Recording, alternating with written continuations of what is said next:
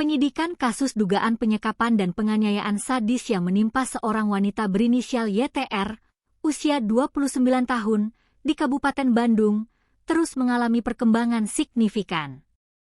Pihak kepolisian kini mulai mengupas satu persatu tabir gelap di balik tabiat keji sang buronan, Taufik Hidayat.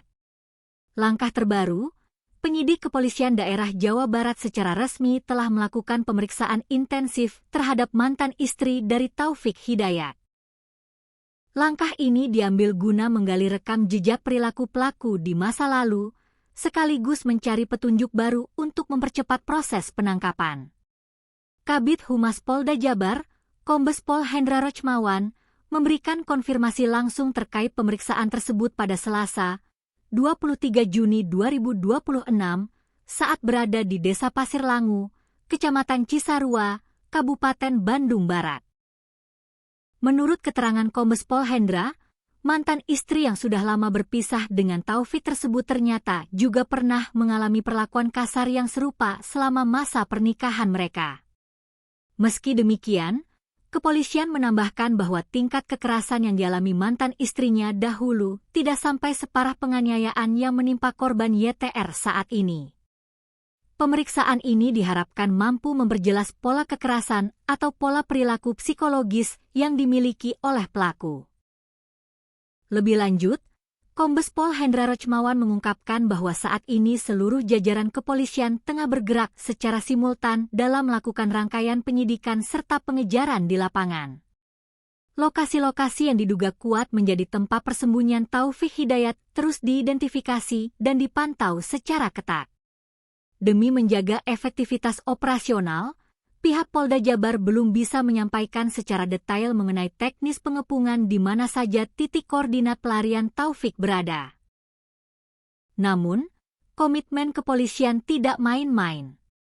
Sebuah tim khusus gabungan telah resmi dibentuk demi memburu keberadaan pria berusia 30 tahun tersebut. Sudah, kita membentuk tim khusus, gabungan.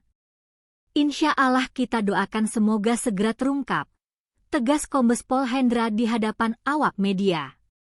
Di sisi lain, menanggapi banyaknya isu dan curhatan liar dari sejumlah wanita di media sosial yang juga mengaku pernah menjadi korban kejahatan Taufik, pihak kepolisian memberikan klarifikasi. Hingga saat ini, Polda Jabar menegaskan belum menerima laporan resmi dari pihak-pihak lain tersebut. Secara hukum, satu-satunya laporan resmi mengenai dugaan penganiayaan berat ini baru datang dari pihak keluarga korban YTR.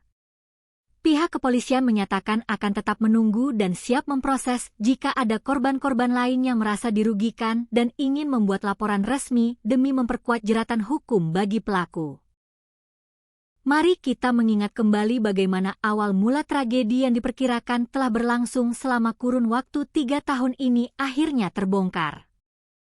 Misteri penyekapan sadis ini mulai tersingkap pada pertengahan Juni 2026 kemarin, ketika korban YTR ditemukan dalam kondisi kritis di area instalasi gawat darurat atau IGD Rumah Sakit Hasan Sadikin Bandung.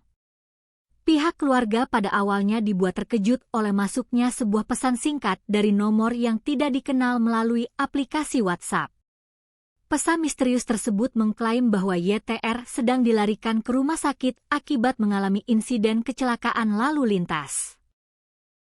Tanpa membuang waktu, pihak keluarga langsung bergegas mendatangi RSHS Bandung untuk memastikan kondisi korban. Namun, setibanya di sana, rasa terkejut berubah menjadi pukulan batin yang luar biasa mendalam. Tubuh YTR dipenuhi luka berat yang sangat tidak wajar untuk sebuah kecelakaan biasa.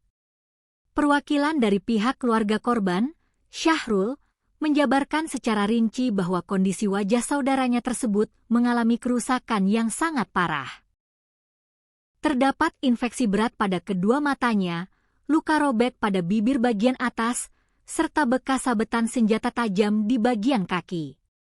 Hingga saat ini, YTR masih harus menjalani perawatan intensif di ruang khusus dan dijadwalkan untuk melewati rangkaian operasi lanjutan demi memulihkan luka-lukanya. Meskipun kesadaran korban perlahan mulai membaik dan komunikasi sudah bisa dilakukan, Syahrul menyebut kapasitas interaksi sang kakak saat ini masih berjalan dengan sangat terbatas akibat trauma mendalam serta cedera fisik yang dialaminya.